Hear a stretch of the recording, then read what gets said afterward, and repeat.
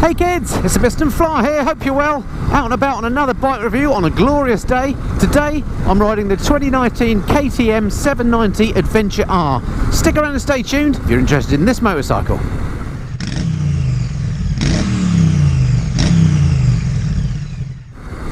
So the KTM 790 Adventure R then, what's that all about? Well, it's another one of these, in quotes, mid-size adventure bikes. It seems to be all the vogue these days. And all the vogue rightly so, I think, because I think this size just makes an awful lot of sense for adventure type bikes.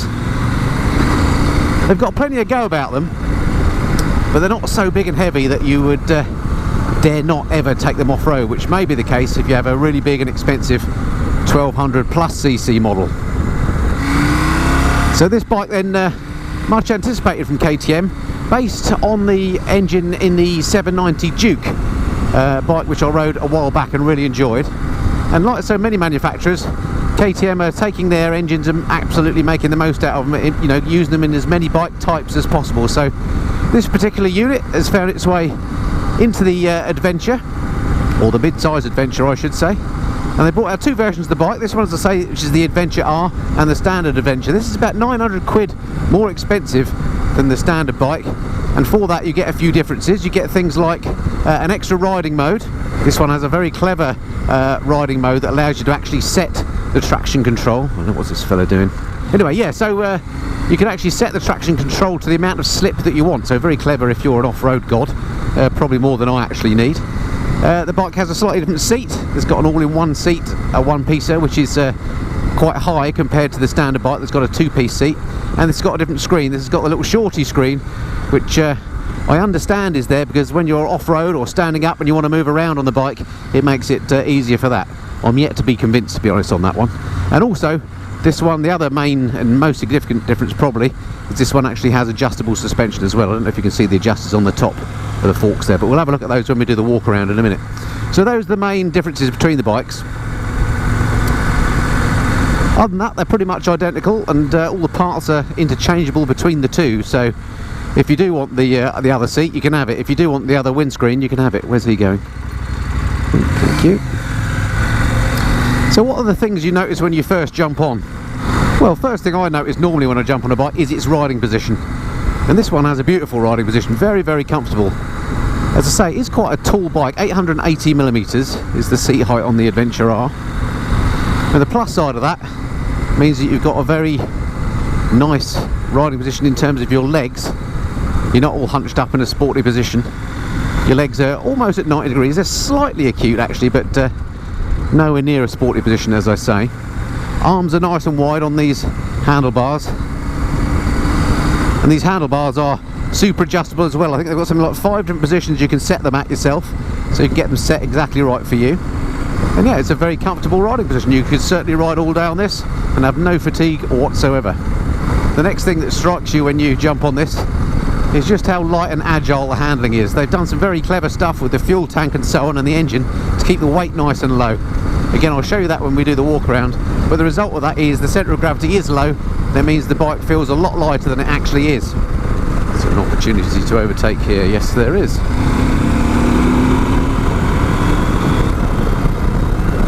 They've changed the tune on the engine a little bit over the 790, and that this now has more grunt low down, which is really nice actually for things like, you know, overtaking there. You can just squirt by with no issue. Now, I've been riding this bike this morning. I picked it up from KTM this morning, and I've ridden it for about 60-70 miles so far, and I did notice on a faster road earlier that it does run out of puff a bit when you get into faster speed regimes. But you're going at illegal speeds by that stage, so actually I personally would rather have the grunt low down like this has, because it's much more usable. Now, I recently filled this up with fuel, so it's got a full tank on it, but it still does feel nice and light and balanced and beautiful to handle through these bends. It's kind of kept the fun factor that the 790 Duke has. It's a really nice handling machine.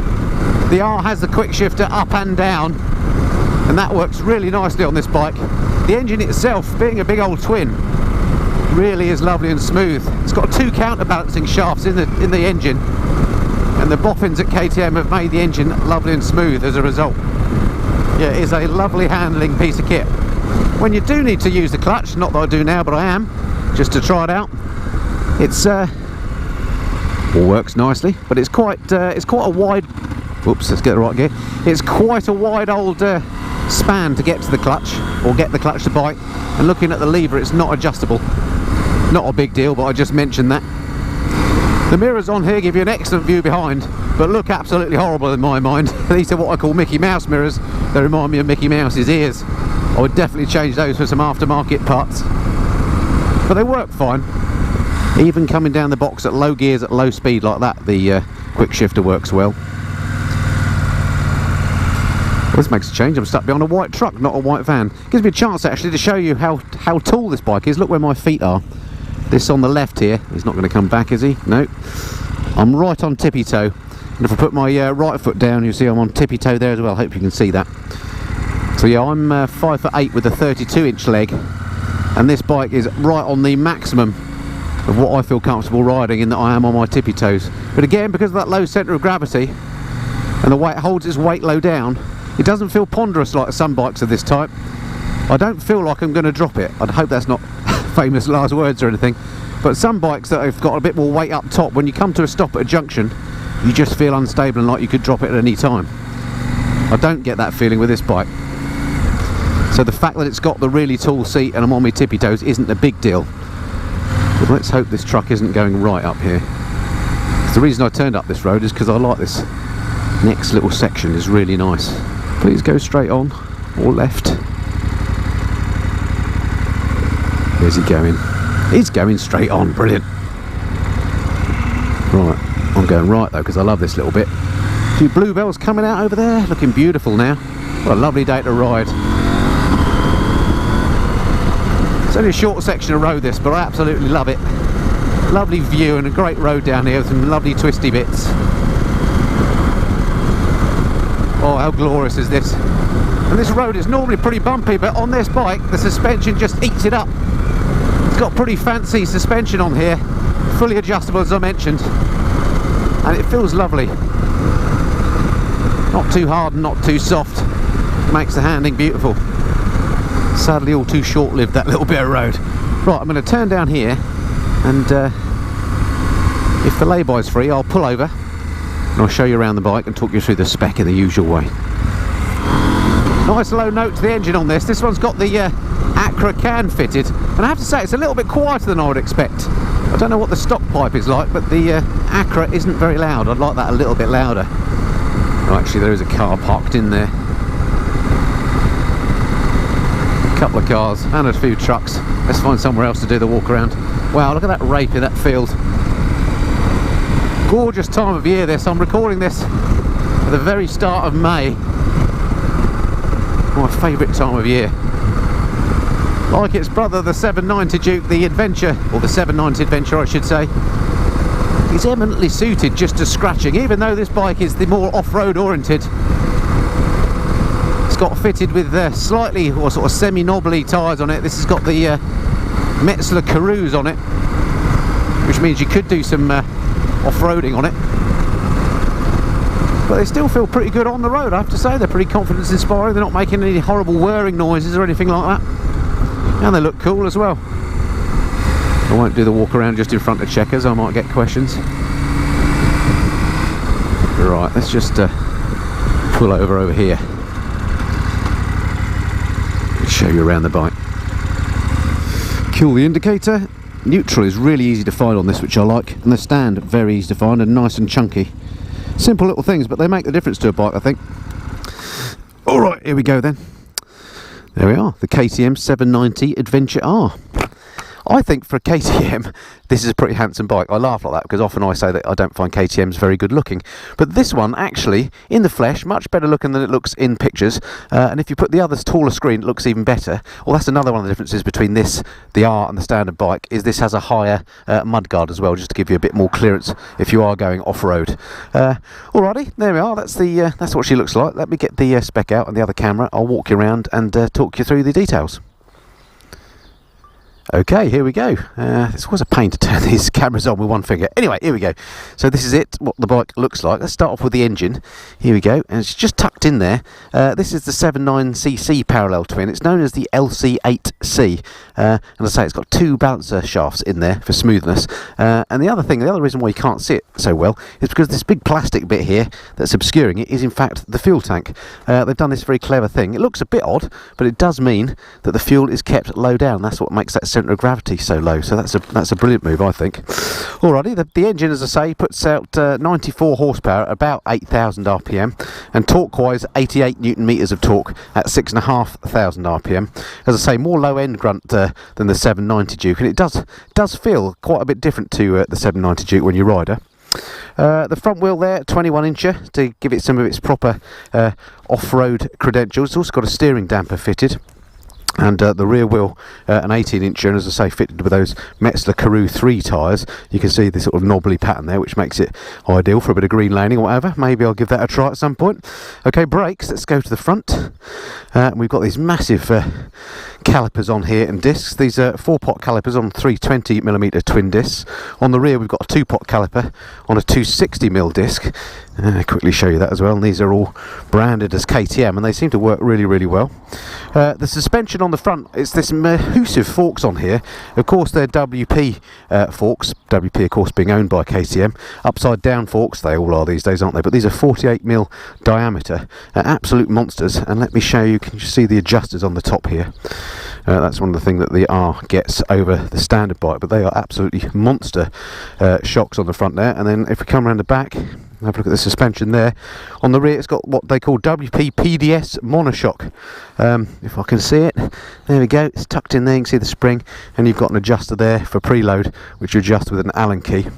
And both front and back I think has the same suspension travel of 240mm, so plenty of scope for movement there when you're off-roading on this bike. And as I say, I think at certain angles it looks really quite handsome. Seat height on here, 880mm. This is that single section seat.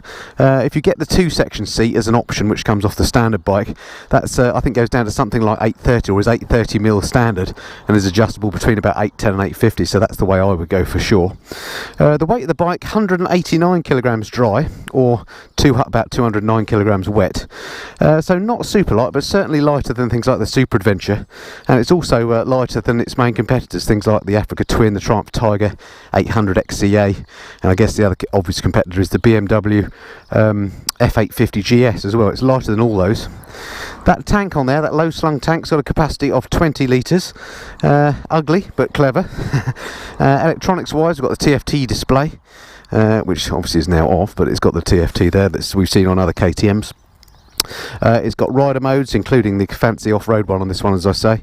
LED lights, lean angle sensitive ABS and traction control. Optional up and down quick shifter that this one's got fitted. Optional cruise control that this doesn't have, and this one's also got optional heated grips, which is one of the things I don't actually like very much. If I show you the heated grips control, here you go, it's just kind of plonked here, and this button has no travel, and it's hard to see these lights. It's something I've discovered, but anyway, it has got heated grips. They work alright, they keep your hands warm, which is the main thing. Price wise, according to the website, $11,999 for the basic price, the basic bike rather, and the non-R, as I say, 11,099, so 900 quid extra this one. What else? There are extras you can buy, things like CNC oil filter covers, ignition covers. There's the Acra slip-on pipe, which I can show you, which is an extra as well in the parts catalogue. Looks like that. Can't really hear it very much though, so I'm not sure I'd actually go for that. Looks nice, but doesn't make too much noise. And of course you can get things like CNC brake reservoirs and all that kind of stuff, and of course the extra windscreen, which I would get. Alrighty, I think that's probably it for the spec. Let's jump on and ride her some more.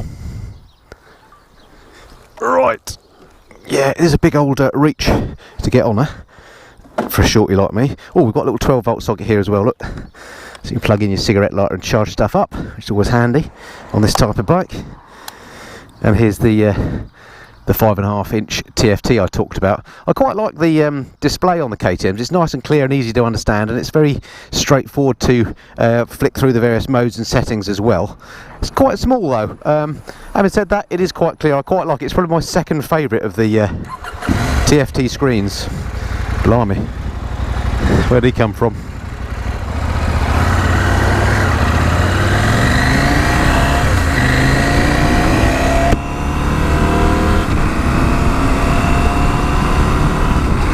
That quick shifter is really, really nice on here. Man, as ever, it is busy on the roads today. So yeah, this TFT, as I say, nice and clear. Got everything you need, including a proper fuel gauge, gear position indicator, and it's pretty self-explanatory how to use via the 4 buttons here. No fiddling about with a fiddly joystick or anything like that, which I like. It's also got the KTM My Ride feature, which means you can hook it up with your phone. So if you're that way inclined, you can listen to your music and get some basic navigation from it. The same feature is on a lot of the other KTMs, and I've really enjoyed using that on those bikes. It's a nice touch.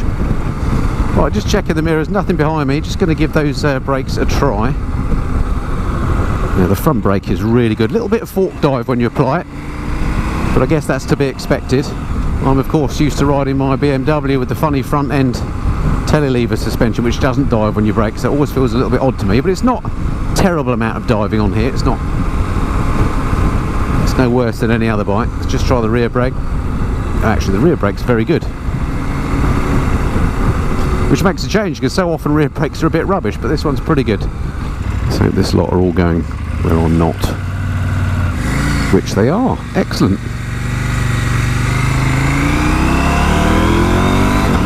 So as I intimated at the start of this first ride review, I borrowed this bike from KTM UK, so thanks very much to those guys for letting me borrow the bike. They're going to let me have it for a couple of weeks, so I'm going to get the chance to get to know the bike. I'm going to, as usual, ride it as much as possible, so at the end of the period I can give you my more in-depth review, where I'll go through all the things I found out about the bike that I don't like, as well as the things I do like.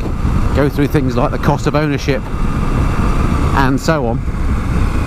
So if you are interested in this motorcycle, stick around and stay tuned to the channel. There'll be a lot more coming on this particular bike.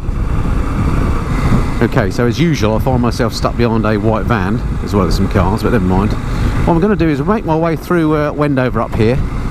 We'll see what she's like, slow speed control, and then also we'll try a bit of faster road and see how she is then. So here I am in town, just trying out the what it's like at slow speed. So I'm doing 20 miles an hour in a second. Throttle feels nice actually, there's no jerkiness whatsoever. Fueling feels good, no issues there whatsoever. Can't get over how nicely balanced this thing feels. He's done a top job on that weight distribution on the bike.